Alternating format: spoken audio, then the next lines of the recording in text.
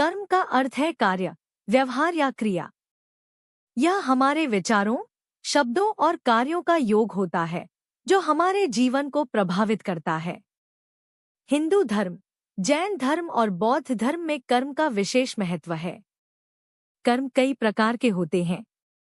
एक, संचित कर्म, पिछले जन्मों के संचित कर्म जो हमारे वर्तमान जीवन को प्रभावित करते हैं। दो, प्रारब्ध कर्म, वे कर्म जो हमारे भाग्य का निर्धारण करते हैं और जिन्हें हमें भोगना ही पड़ता है। तीन, क्रियामान कर्म, वर्तमान में किए गए कर्म जो हमारे भविष्य को आकार देते हैं। कर्म का प्रभाव। अच्छे कर्म हमें सुख और शांति प्रदान करते हैं। बुरे कर्म दुख और कठिनाइयों का कारण बनते हैं। कर्म का सिद्धांत कहता है कि जैसा करोगे वैसा भरोगे, कर्म का फल अवश्य मिलता है। गीता में कर्म।